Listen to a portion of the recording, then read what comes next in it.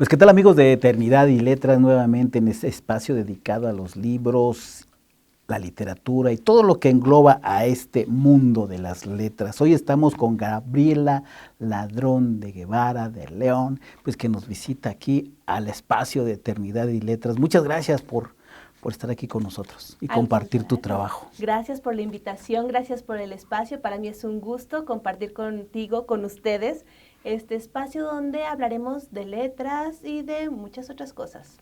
Claro, he visto en tus redes sociales y en el Facebook más que nada que tuve oportunidad de echarle un vistazo por ahí, literatura para niños. Que estás muy, no tan enfocada, pero si tienes algún espacio dedicado a este espacio. ¿Cómo lo has visto? ¿Cómo se han acercado los niños a las redes sociales para poderte escuchar y recomendarles literatura o libros? En este caso yo más bien soy narradora oral. Mm. Entonces mediamos entre el libro, entre el texto y la parte oral. Así como lo hacían los abuelitos cuando nos contaban un cuento, igualito. ¿Dramatizas? En cierto momento soy narradora oral, no narradora oral escénica, que son los que se echan el personaje, pero juego con espacios, con voces. Es a lo que iba, la intensidad de la voz para poder Exacto. meter al niño al cuento, porque si le lee uno plano, a veces no les entiende, entonces les da una intensidad o silencios, y ellos se quedan a la expectativa, ¿no? Los silencios son mucho más importantes y dicen más que las palabras. Y si no, revisen esto. Estoy hablando más con silencios que con la voz. Eso es lo que hace un narrador oral. Trata de mediar el texto con la parte oral, pero con todos los recursos que tiene. ¿Cuáles son estos recursos? El primero, el cuerpo. Después del cuerpo viene la voz. La voz la podemos matizar con intenciones, emociones. No hablamos lo mismo cuando estamos enojados, tendemos a hablar más rápido.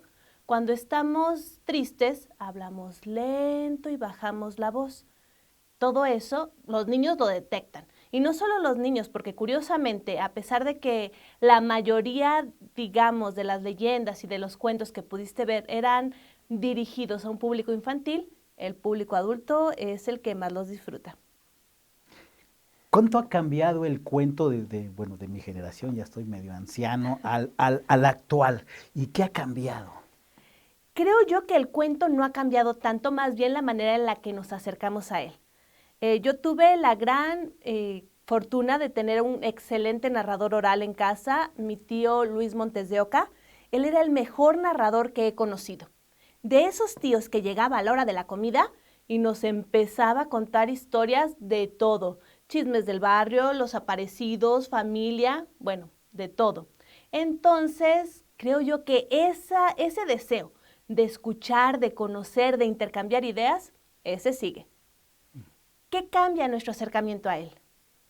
Porque antes decíamos, no, es literatura infantil para los niños, no se vayan a traumar, como si el lobo comiéndose a Caperucita no fuera lo suficientemente violento, o el cazador abriéndole la panza al lobo para que saliera Caperucita y las 7 cabritas, sino que cambia cómo lo manejamos, lo manipulamos, cómo somos mediadores en ese proceso entre la parte escrita y la parte oral. Y tenemos algo maravilloso, los libros álbum, que son bellísimos con ilustraciones maravillosas. Si no los conocen, pueden empezar a revisar. Hay excelentes libros, se me ocurren los de Editorial del Vives, que son verdaderas obras de arte. Entonces, todo eso cambia. A lo mejor a nosotros nos tocó que los cuentos de Grimm, de la edición de sepan cuántos, que es letras y letras y letras, y en un papel, Sí. bueno, que ni al tacto se sentía rico. Es muy importante lo gráfico en la actualidad para que atraiga más a los niños. ¿Y qué tipo de dibujos? Han cambiado también ese tipo de dibujos, cómo lo presentas y las historias, ¿no? Sí, todo eso ha cambiado. El pop-up, antes abríamos los libros y salía el castillo de la Cenicienta. Ahora abrimos los libros y sale un ratón aullando. Que uno dice, bueno, esto es sorprendente, un pequeño ratón aullando con algo gigantesco. Ese tipo de representaciones también son muy bellas y bueno, es lo que atrae ahora.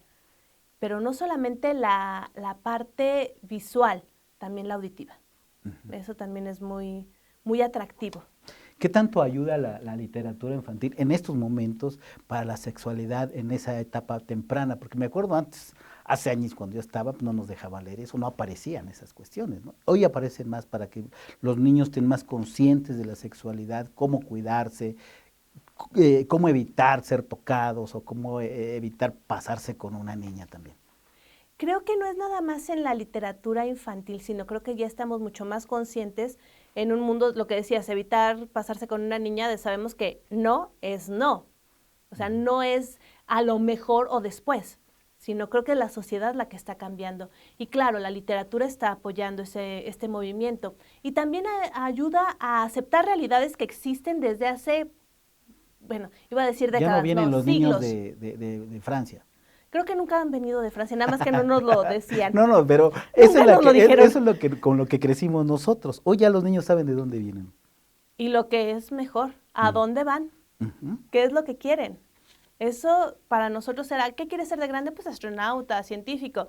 Pero ahora como que los niños tienen una idea más cercana.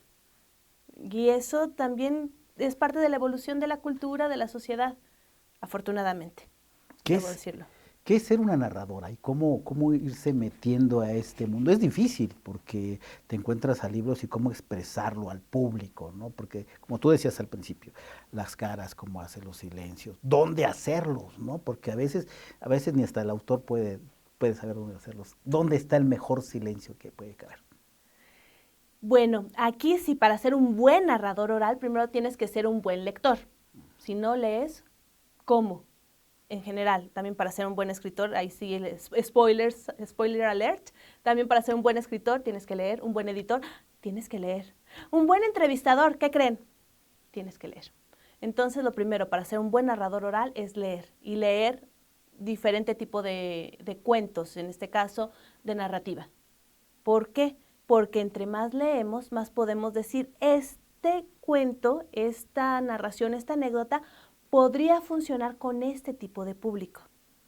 No es lo mismo contar una leyenda a adultos, a niños de quinto de primaria, que aman las leyendas donde hay muertos, aparecidos y fantasmas.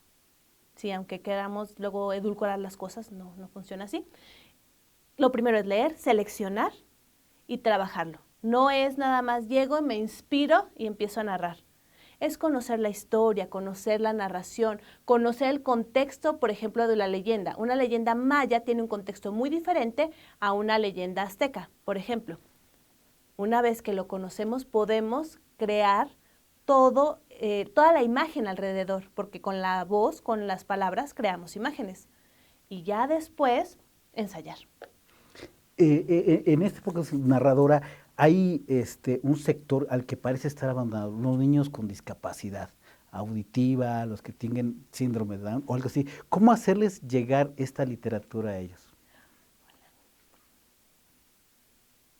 Mm. Así. Me presenté, hola, soy Gabriela, mi nombre es Gabriela, mi seña es esta. Sí, también soy usuaria de lengua de señas. ¿Cómo se puede hacer? Con eso. La lengua de señas, por ejemplo, es una lengua visogestual. ¿Qué cambia? No es narración oral, es narración en señas. Igual, utilizamos el cuerpo, utilizamos las manos, para los que saben esto es hablar en lengua de señas, y lo proyectamos. Igual, necesitamos mucha gesticulación, y a partir de eso se trabaja. Con niños ciegos, en ese caso se evoca y se usa tacto. ¿Cómo puede ser? Fácil. El tacto que se tiene aquí es rugoso, que es muy diferente a un tacto liso. Entonces, si es una piedra, pueden tocarla. También se juega mucho con sonidos. Entonces, depende a quién va dirigido, cómo se trabaja en narración oral. Y la literatura infantil en esta época digital, donde ya las tabletas y toda esa cuestión, ¿cómo hacerles ver para que no se distraigan con otras aplicaciones que les pueden aparecer mientras los dejas leyendo, ¿no? Bueno, creo yo que sobre todo con los niños en la primera infancia la lectura es una actividad acompañada.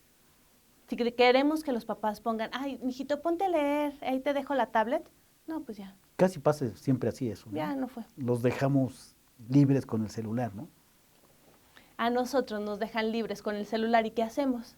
Así es, te desvías para otras cosas.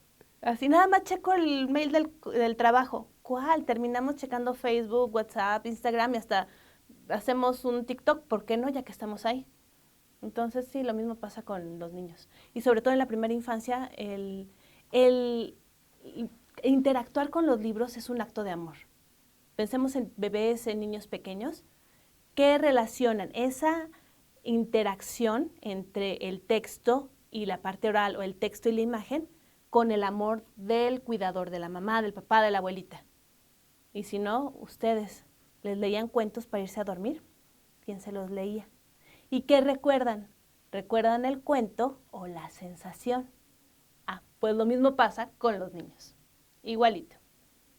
Eres escritora, ¿qué nos traes para leer aquí en De Eternidad y Letras?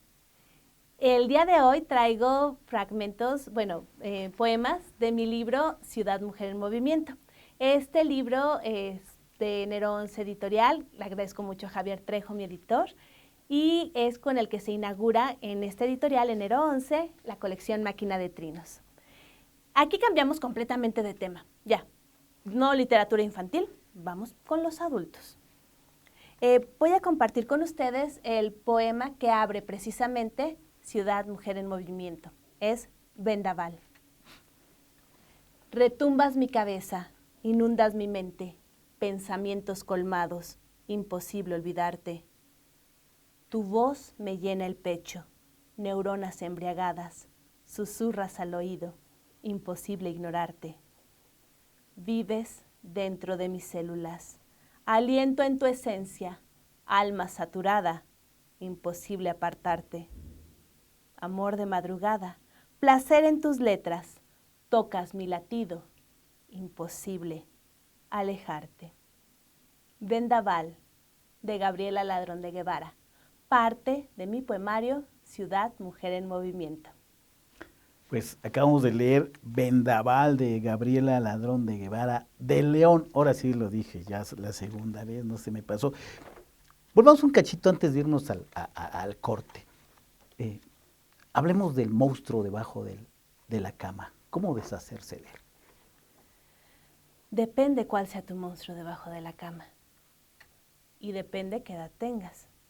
Si eres niño, lo que te recomiendo, asómate abajo de tu cama con una linterna. Revisa bien qué hay. Normalmente vas a encontrar pelusas, calcetines sin pareja, quizás algún juguete perdido. Limpia todo y vas a ver cómo el monstruo se va. No le gustan los lugares limpios. Si tienes más de 12 años, mi recomendación es otra. Entonces te tienes que asomar con una buena linterna dentro de ti. Igual, ilumina todo. Puedes encontrar calcetines sin pareja, historias no contadas, deseos inconfesables. Todo eso trata de hacerlo a un lado. Quizás no puedas limpiarlo, pero por lo menos dejas un poco más limpio para que el monstruo debajo de la cama no se sienta tan a gusto. Y esto lo tienes que hacer continuamente, porque a los monstruos bajo la cama les encanta regresar. Pero entre más limpio esté aquí o bajo la cama, más posibilidades hay de que se tarden. Pero eso sí, es de cada quien cómo lidiar con su monstruo. Pues acaban de escuchar a Gabriela Ladrón de Guevara cómo sacar el monstruo debajo de la cama. Yo en este corte que vamos voy a aprovechar para sacar los míos ahí con una lamparota que tenemos aquí en el estudio. ¿Qué te parece si vamos a un corte y regresamos? Adelante. A la otra parte de la entrevista con Gabriela Ladrón de Guevara, que están de Eternidad y Letras. No se vayan, continuamos.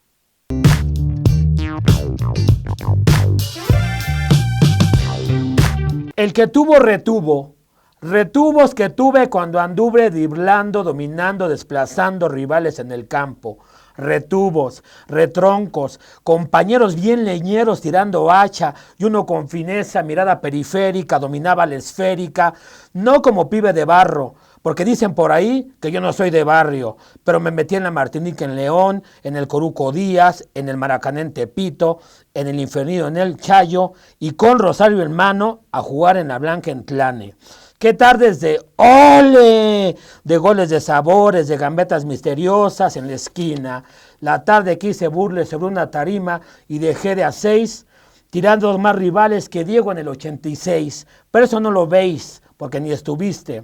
Pero el talento, ya estoy lento, no tiene acta de un nacimiento y no es sonar antes. Ese era Pelé y yo ya me la idem, porque sin dinámica me queda la técnica y es así que la ves, que te hago la foquita sentado en una silla y ve cómo brilla mi candela, mi cintura.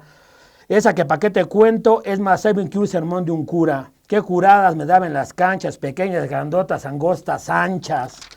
¿Y qué más me daría? ¿Y qué más me diría Migue? Siempre nos quedará el 99, la vuelta olímpica en la Noria, sintiéndome que podría llegar a ser jugador de la Vecchia Signoria, pero esa es otra historia.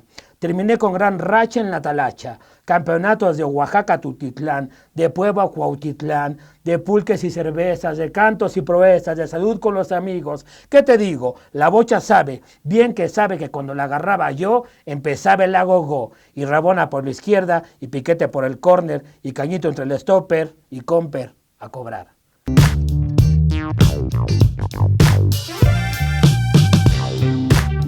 Pues ya regresamos a la segunda parte de la entrevista con Gabriela Ladrón de Guevara, de León, aquí, que está en De Eternidad y Letras. Voy a permitir leer una parte de lo que vi en tu Face para continuar con eso. Dice, corazón agitado en pánico, deseo de huir, miembros paralizados, presencia maligna sobre ti se integra, sabes que es un sueño, pero no te despiertas. Hablemos de obras de terror. Adelante. Como yo leí hace años, yo soy bien miedoso y desde niño no podía ver las películas de Capulina contra las momias de Guanajuato porque me causaban un terror. Yo pensé que porque eran muy malas, No, porque también podría ser. Aparte de eso me causaban un terror, un miedo. ¿Cómo ir introduciendo a ese mundo? Ya después de grande ya leí algunos cuentos, pero sí me quedo en la noche así como, ¿qué onda? Sí va a venir el monstruo debajo de la cama. ¿Cómo ir introduciendo ese tipo de literatura? Que es fantástica porque te crea, la imaginación empieza a volar y eso es lo más mágico de la literatura, ¿no? ¿Cómo introducirla? Bueno, déjenme decirles que a los niños normalmente les encantan las historias de aparecidos, fantasmas, y luego piden, aunque en escuelas, por ejemplo, las maestras digan, no solamente leyendas, en general nada de terror, los niños piden. No quiero una de fantasmas, quiero una de diablos y demonios. Les encanta. Porque yo creo que tenemos al mismo tiempo esa idea de que me gusta, pero me asusta. Y sí, lo que comentabas, el sentir, el vernos dentro de la historia, el sentirnos protagonistas de la historia, creo yo que con el terror y con el amor es más fácil hacerlo. ¿Cómo podemos introducir a los niños, por ejemplo, en la literatura de terror? Bueno, hay tantas leyendas mexicanas donde podemos iniciar. Y no vayamos tan lejos. Todas las familias tienen una historia de fantasmas, de aparecidos, de cosas misteriosas. Y también hay seres sobrenaturales en todas las familias. Llámale duende, aluche, mengue, como quieras. Y aparte, los testimonios. Es que yo no lo vi, pero a tu abuelita lo vio, me lo contó y desde entonces yo te aseguro que el diablo existe, por ejemplo. Le jaló la pata. Eso es típico también. Estaba dormido y sacó la pierna fuera de las sábanas y que se lo jalaron, quedó todo rasguñado. Entonces es una manera muy natural de introducirnos también en una visión del mundo que finalmente nos ayuda, porque el miedo es una reacción física, una reacción natural que nos lleva a huir, a defendernos, a luchar o a quedarnos paralizados. Y para sobrevivir en este mundo, o huimos, o nos paralizamos, o peleamos. Así que es parte de ser un ser humano. ¿Películas de terror o teatro de terror? Me gustan los dos. Sí. Sí, realmente. ¿Cuál es la que te ha dejado así impactada y que dices, no salgo del cine porque quizá me vaya a salir, bueno, tú ya estás acostumbrada, pero ¿cuál podría ser? Recuerdo que fui a ver al cine sola El Orfanato y dije, qué cosa más horrible, aparte de la función de noche, y salir de noche así como que, ay, y tomar el transporte y regresar así como que, no, duermo con la luz prendida, por ejemplo. Y aparte la historia, ¿no? Del orfanato, la violencia hacia los niños que existe, bueno, que se refleja en esa película, ¿no? Sí. Yo la vi así, pero... Sí, es que además es visualmente muy perturbadora. ¿Y Sí. teatro? La Dama de Negro, ahí sí La Dama debo de Negro. decirlo. Sí, porque eso también, de ahí lo vives en 4D, ¿no? Sí. En el teatro, porque ves sonidos, el aire aquí, toda esta cuestión, el actor enfrente, puede estar hasta enfrente de ti, ¿no? Como decías, estás paralizado, pero ahí no puedes salir corriendo. No, pero esa sensación de que eres parte de la historia, de que no solamente eres espectador, sino estás dentro, yo la vi en el Teatro Arlequín hace muchos años, porque ya ven que La Dama de Negro ha tenido temporadas muy largas. Yo era una adolescente cuando la vi en el Teatro Arlequín, todavía era de Nadia Jara Oliva, y qué cosa, era, como dicen ahora, inmersión total, la experiencia. ¿Has escrito poesía o algo de terror? Sí, microrelatos sobre todo, poesía algunas cosas, pero sobre todo microrelato de terror. ¿Son experiencias o es de imaginación? No, es imaginación. Cuando me preguntan que si lo que escribo viene de la experiencia, pocas cosas. Yo sé que muchos escritores, todo es autobiográfico. En mi caso no. O quizás curiosamente debo decir que no. Pocas cosas son realmente autobiográficas. Tengo así como que la inspiración como le llaman, o el detonante, pero que yo diga, no, es que esto me pasó, o es que lo vi y por eso lo escribí. No, no realmente. Es imaginación más que nada. Más que nada. De todo lo que has leído.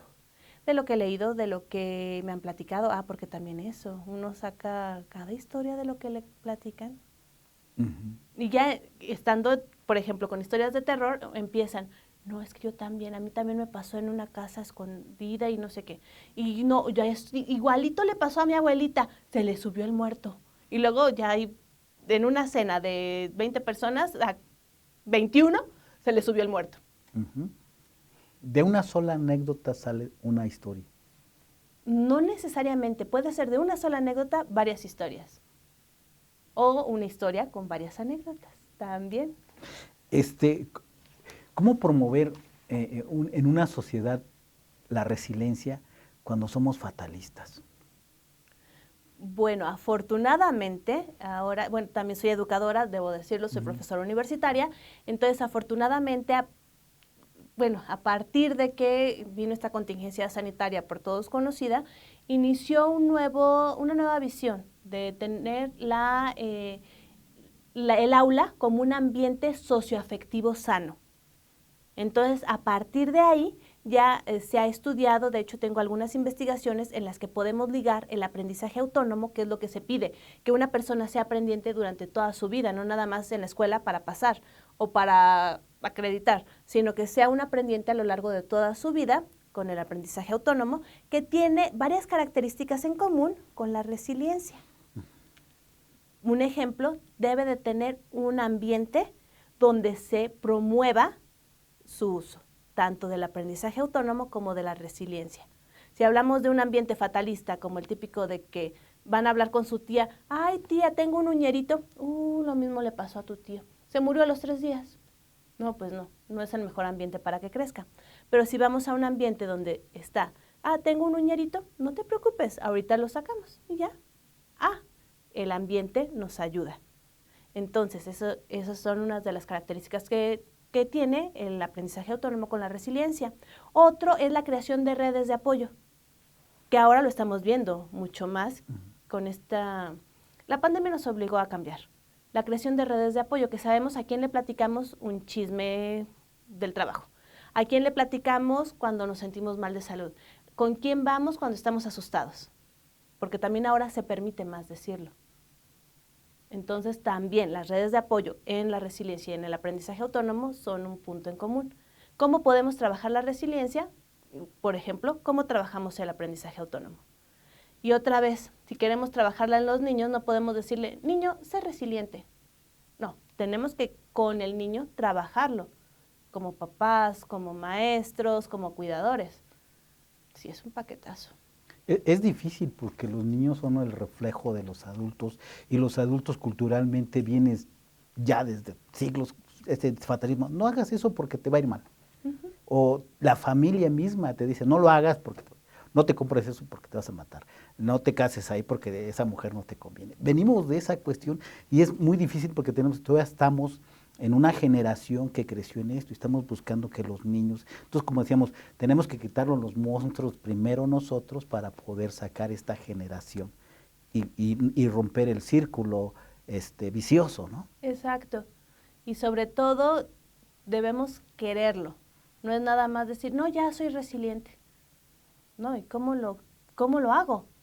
Si quiero hacerlo, entonces investigo, trabajo en mí, busco apoyo, trato de yo misma ver qué está pasando conmigo, de limpiar acá arriba. ¿Qué nos vas a leer? Ok, también de Ciudad Mujer en Movimiento. Iba a leer algo más light, pero ya que tú pusiste sobre la mesa la parte más oscura, voy a leer uno de los que yo considero los poemas oscuros de Ciudad Mujer en Movimiento, y se llama Perro Negro. Aúlla, se mete en tu pecho, roba tu aliento, oprime tu garganta, sudor frío baja por tu espalda, parálisis completa, dolor quemante. Pesadilla continua, no hay descanso, no hay vida, elimina posibilidad de huida. Te contiene, te domina, te obliga, no decides, sucumbes al abismo, muerde con vértigo aniquilador. Sufrimiento callado, no hay tregua, no hay salida. Buscas ayuda, sientes que te pierdes, ruegas que sus colmillos te desgarren, persigues un alivio, suspiras vencido, te has perdido. Perro Negro, Gabriela Ladrón de Guevara. Pues acabamos de escuchar Perro Negro de Gabriela Ladrón de Guevara, que es algo oscuro, ¿no? Y es pues yo dijo, la de Perro Negro se va a cantar la de los Tigres del Norte, ¿no? No sé si sea de los Tigres del Norte, pero no, la de, ¿cómo se llama? La del poeta del pueblo, ¿no? Que se llama José Alfredo Jiménez Producciones, gracias. Que le encanta irse a las cantinas a escuchar esas canciones, pero pues muchas gracias por haber leído esto.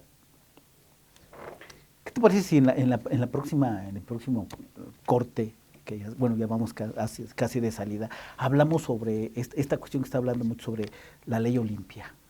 ¿Qué es? ¿Por qué se da? ¿Hasta dónde se puede hacer? ¿No? Y hay más el caso de la TikTokers ahorita, que está en boga, y se mete una página donde vende sus imágenes. ¿Cómo hacerle, no? Toda esa cuestión. No se vayan, vamos a un corte y regresamos con Gabriela Ladrón de Guevara de León, que está aquí en De Eternidad y Letras, compartiéndonos pues su experiencia en el trabajo y en el mundo de las letras, la literatura y todo lo que está haciendo por motivar a los niños, a los grandes a leer, ¿no? Pues no se vayan, continuamos en De Eternidad y Letras.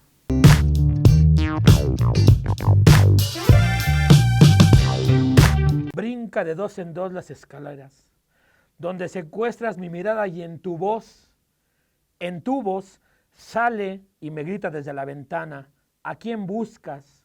Cansado pues de escalera espiral con descanso a la mitad, dos ojitos por ventanas desde donde siempre vi anunciada mi muerte, la forma cadavérica y cuadrada de mi féretro, los ojos desde los dolientes que sin dientes se duelen y se acompasan conmigo bajo la tierra. ¿A quién buscas? Decía la voz de la escalera. Y yo sin escalar montañas, sin hacer escalas de aeropuerto, esquelas de mi muerte, estelas en la mar del que se marchó con barca libertad. La marqué porque tenía el fuego vivo en fragua y tenía que marcar como propiedad a mi muerte, con firme acento de antista, Argentina, Argentina, gritaba un vecino en la escalera del 86 y el gol de Diegol. Barrilete le llamaron, que es papalote, el que le di a Jonás para pegarle a la ballena. Ballena la vida de muerte. Siempre cada pasito nos acercamos más. Pequeño grano de arena que se añade al reloj. Que no marques las horas, decía el bolero, de Ravel bailaba con Raquel Cantinflas. Flácida la piel marchita de la muerte inminente, que me susurra al oído y hizo que casi me surre al ver al fantasma del Tevi en la Alameda, armados en la Alameda, Dodecaeda, tiro de piedra, rayuela y brincar del 1 al 10. Voy contento brincando pa' mi muerte.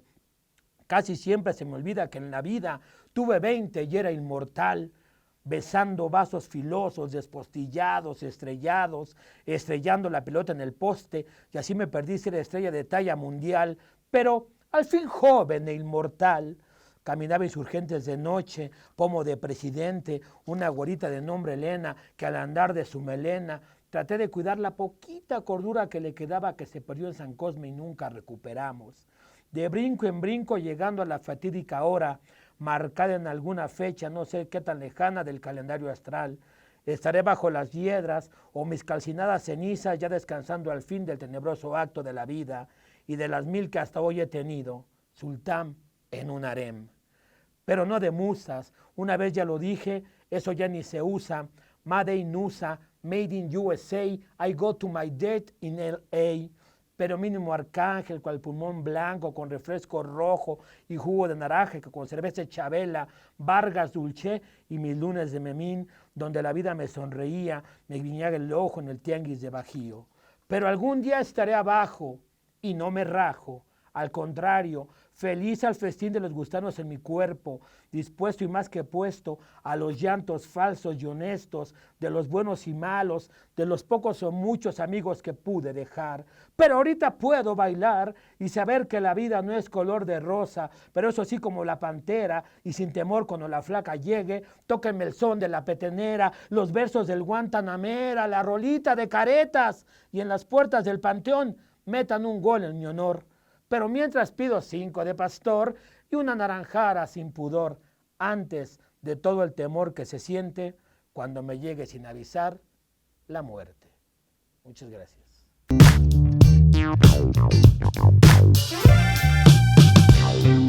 Mujer, viento de fuego, con sal y hielo, metal de sangre en el mar embravecido, sutil presencia de movimiento diario, imprescindible maestra, científica, hechicera. Sabia intuitiva, revisas juicios y sentencias, narradora de sueños que bebe la vida, conocedora del sino y profeta del paraíso. Risa alegre, sin vergüenza, sarcástica, culta. Deseo tu triunfo, tu carcajada, que nada nuble tu mundo independiente, que analices y dispongas si amas o lloras. Grita libre, llama violeta, haz lo que decidas. Prendo una vela por tu seguridad. Ruego porque regreses completa a casa. Pido que la violencia no te toque. Me duele saberte vulnerable. Hablo por nuestras hermanas ausentes, por quienes no tienen voz, por quienes son sometidas, por las olvidadas, por ti, por mí. Sol brillante de papel y tinta, palabras de hierro con agua, relámpago que rebasa el cielo, eternidad moviéndose en esperanza. Mujer, de Gabriela Ladrón de Guevara, parte del poemario Ciudad, Mujer en Movimiento. Pues acabamos de escuchar el poema de Gabriela Ladrón de Guevara, de León, mujer, de su poemario Ciudad, Mujer en Movimiento. Pues muchas gracias por haber compartido este excelente poema y que habla sobre la mujer y toda la lucha que está haciendo, ¿no? Y toda la violencia que está recientemente, siempre ha sufrido eso, nada más que ahora se visibiliza más por las redes sociales, ¿no? Y toda esta información que corre pues, casi al instante, ¿no? Y también ha cambiado la concepción social. Antes, si una mujer era violentada, por ejemplo, su marido le pegaba, le decían, pues es tu marido. O sea, te tiene que pegar, Es tu cruz, aguántalo. en el mejor de los casos. Y también, pues, si te pega, pues es que te quiere. Ujú. Y ahora pues, sabemos que no es así. Ujú. Que- Terminamos que íbamos a hablar sobre toda la lucha que hizo Olimpia Coral Melo Cruz, esta mujer poblana que en el 2018 consiguió que se tipificara esta cuestión de la violencia en la intimidad, que toda esta cuestión, y que en el año pasado ya todo el país ya se legalizó, ya puede ser, ella es punitivo, ¿no? Contra alguien que saque esta información, que puede ser consensuada, pero no puedes sacarla al aire, ¿no? Que no puedes decir como con esto que ha pasado y que han ganado las mujeres, que están ganando más derechos, ¿no? Sí, bueno, y además es algo, un derecho humano, es el derecho al propio cuerpo y a la propia imagen. Entonces, si yo en una relación amorosa decidí compartir un video, una foto, era entre la pareja y se permitía, pero que la pareja, lo que se llama ahora pornovenganza, lo distribuya, eso queda por completo fuera del acuerdo. Y sí, ya se tipificó, es un delito y protege la integridad de la persona. Ujú. Ahorita está en boga la chava, la OnlyFans, algo así que sacó, que vende Andra, que vende, la la compañere. compañere, que vende sus imágenes en esta plataforma, ¿no? Y se le fugaron ahí, que no le compraron. ¿Hasta dónde es delito? Porque a lo mejor puede decir el cuate, se pago lo que vale las imágenes, a lo mejor ya resarcí el daño. No puede ser así. No porque él las difundió en redes sociales. Una vez que algo se sube al internet ya no hay manera de bajarlo. Entonces Ahí, debe ir al bote. mínimo debe de pagar daños y prejuicios y daño moral, según yo. Claro, yo no soy juzgadora, eso lo tienen que ver los jueces, pero sí está perjudicando a una persona. Pongámoslo así. Esta niña está haciendo esta plataforma, tiene ciertas fotografías, videos en vivo y los monetiza. Es un trabajo para ella. De ahí está allegándose de ingresos económicos. Igual está manejando la imagen propia en una manera en la que ella lo considera controlado. El que una persona haya tomado capturas, haya hecho el video de la pantalla, etcétera, eso ya está transgrediendo. Y sí, si lo distribuye, pues también. Está muy fuerte esa cuestión. Cierto. Otro tema, la violencia sobre las mujeres, los feminicidios en México. El Estado, bueno, valga la redundancia, el Estado de México es uno de los que tiene más ya. Ciudad Juárez, con las muertas de allá de ese municipio, ya pasaron la historia, ya se disminuyó. Hoy el Estado de México, pero no se visualizan tampoco, no se visibilizan toda esa cuestión. ¿Qué hacer? Tenemos los movimientos feministas aquí en la Ciudad de México, pero no se desplazan hacia allá a exigir también los derechos, ¿no? Y creo yo que también hay mucha revictimización y que la sociedad le echa la culpa a la mujer. En cualquier situación, un agresor a la mujer, él es el culpable del delito, no la mujer por beber, por vestirse, por caminar, no. Y se revictimiza a la mujer. Vamos al caso de Devani, en Nuevo León. ¿Por qué no están viendo quién fue el asesino o quién fue el que la agredió? Sino por qué le echan la culpa a las amigas, por ejemplo, o a ella, ¿para qué se queda sola en la carretera? En un mundo donde realmente hubiera igualdad entre hombres y mujeres, no habría ningún problema en que una mujer se quedara sola en la carretera o un hombre, quizás el de que lo asalten. Pero sí, es una revictimización que agrede no solamente a la víctima, sino a todas las mujeres, a la sociedad, daña a la sociedad en su conjunto. Sí, y aparte la impartición de justicia, y más en el norte, ¿no? Porque recuerdo hace 10, 15 años era más delito matar una vaca que matar a una mujer, ¿no? Entonces, toda esa cuestión, todo ese concepto cultural que traemos hacia el norte, pues todavía está muy, como decíamos, muy retrasado, ¿no? Y hacia el sur también está la situación de que mató a su esposa. ¿Por qué? Pues porque era su esposa. Es como mató a su vaca, pues pero su vaca puede hacer con ella lo que quisiera. Sí, está esa situación de que las mujeres son propiedad del varón llamémosle padre, llamémosle esposo, luego de los hijos si se quedan viudas. O sea, es una situación que es real, se vive, y donde realmente, si van a algunos lugares, en Oaxaca, por ejemplo, yo sé de una chica de 12 años que la vendían por 1,500 pesos. A un amigo que estaba haciendo una investigación en Oaxaca le dijeron, llévasela, 1,500 pesos y llévesela. Ese tipo de situaciones que uno dice, no estamos hablando de Afganistán, estamos hablando de México en el siglo XXI.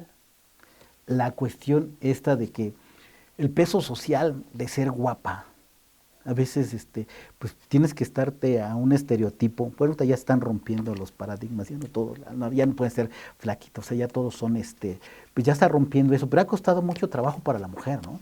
Sí, también el tener ciertos roles sociales.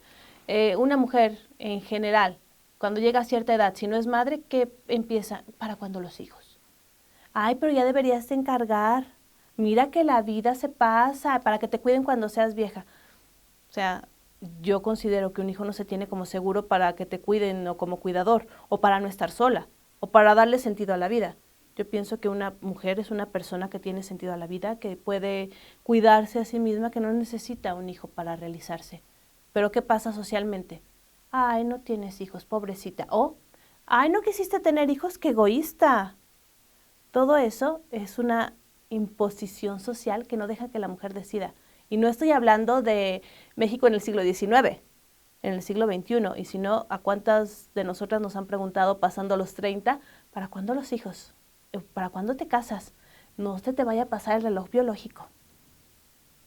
Aún seguimos siendo un país mayoritariamente machista. Parece que ya eso ya está quedándose un poco atrás y nada más está en el discurso. Pues yo les preguntaría a ustedes en general, como mujeres, ¿se sentirían seguras saliendo solas hoy a las 10 de la noche al Oxxo que está en la esquina de su casa? ¿Hombres pueden ir por cigarros al Oxxo a las 10 de la noche? Yo creo que sí. Ahí está una de las muestras. Otra, cuando vamos a conseguir trabajo, no preguntan, ¿tienes hijos? ¿Y cómo es la diferencia? Cuando es un hombre, ¿tienes hijos? Ah, sí. Cuando es mujer, ¿tienes hijos? Ah, ¿y qué edad tienen? ¿Y quién los lleva a la escuela? Y si se enferman, ¿quién los cuida? ¿Tú faltarías por cuidar a tus hijos? Sí, también estamos hablando de que en el siglo XXI no está el suelo tan parejo. El feminismo inclusivo o exclusivo, porque hay dos corrientes ahorita, las chavas que son excluyentes y hay otras que son incluyentes, ¿no? Porque en esta sociedad tenemos que caminar juntos, ¿no? Hacemos un binomio indispensable para todo, ¿no? Yo diría que hay muchos más tipos de feminismo. Está el feminismo europeo, que, bueno, tiene sus ciertas peculiaridades, el feminismo latinoamericano, y también tiene particularidades, porque no es lo mismo el feminismo urbano que el feminismo indígena, por ejemplo. No, perdón, yo en mi experiencia, y en mis estudios he visto que no solamente hay un tipo de feminismo, sino que hay varios tipos de feminismos. Hay algún tipo de feminismo excluyente que tiene sus raíces en que todos los hombres vienen de la misma construcción social, por lo tanto no se les puede ver como aliados. Tiene sus soportes teóricos y también tiene algunos testimonios.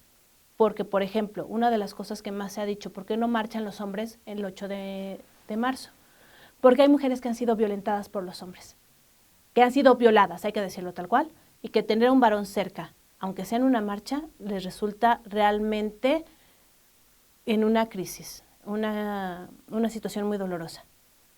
Y que los compañeros que quieran marchar con las chicas digan, es que es una exagerada, ¿no la están violentando ahí? Entonces sí hay los una... Los traumas vuelven a resurgir. Y la están revictimizando. ¿Por qué decirle, qué sangrona eres? ¿Por qué no puedes marchar con un hombre? ¿Porque la violaron en grupo? O sea, ahí ya estamos viendo que en ciertas circunstancias sí debe haber cierta exclusión, porque por la salud emocional y psicológica es necesario. Y sí hay muchos tipos de feminismo y no podemos meter a todos en el mismo, porque no es lo mismo ser mujer urbana, como yo, mestiza, o ser mujer indígena, en zona marginada es tener varios hijos y estar embarazada. Son realidades completamente diferentes. Y por lo mismo son situaciones que no podemos ni siquiera llegar a comprender. Platícanos sobre tu faceta de docente. Llevo más de 20 años siendo docente, es una profesión que me encanta. No fue mi primera elección profesional, la descubrí y me enamoré. Realmente lo disfruto mucho estar frente a grupos, soy docente universitaria, también investigadora y creo yo que son de las facetas que más disfruto en mi vida. Dar clases, investigar, todo eso es muy interesante. Pues, Gabriela, muchas gracias por haber estado con nosotros. Algo que quisieras compartirnos más, ¿cuál es el siguiente proyecto que traes y todo eso? Háblanos sobre tu faceta como locutora o conductora también. Soy anfitriona en 2 programas de radio, en La Vida Cotidiana, en RAO, Radio Alfa Omega, todos los martes de 4 a 6 de la tarde, tiempo de la Ciudad de México. Es un programa de variedades. Hay entrevistas, música, poesía, narración, cápsulas fijas y bueno, ahí el punto es compartir, que los nuevos autores, los nuevos narradores se presenten, compartan también su trabajo y difundirlo. El otro programa en el que soy anfitriona es La Vida Cotidiana de Radio Nuestra América. Ese se transmite sábados y domingos a las 5 de la tarde, hora del este de Estados Unidos, en Nuestra América Radio. También es un programa de variedad, un poquito más, digamos, orientado hacia la poesía y la narración. Entonces, son los 2 proyectos en los que manejo como anfitriona de radio. Y bueno, todos están invitados a seguirnos. Igual si desean mandar sus contribuciones, nada más es que se pongan en contacto conmigo. Puede ser por Facebook. Mi Facebook es mi nombre que es Gabriela Ladrón de Guevara de León. Y me mandan mensaje por inbox y nos ponemos de acuerdo. Pues Gabriela, muchas gracias por haber estado aquí en De Eternidad y Letras compartiendo pues, todos estos temas que hablamos sobre la mujer, sobre la literatura, sobre los niños, ¿no? Y sobre el teatro de terror. Y eso, habernos ayudado a sacar los monstruos que están debajo de la cama y que en realidad es mental todo, ¿no? A veces están abajo de la almohada. Así es. Esos están de más miedo. Pero eso serán para otra ocasión. Pues te agradecemos mucho y nosotros nos vemos en la próxima entrevista con alguien que ya pasó a la historia. Hasta la próxima.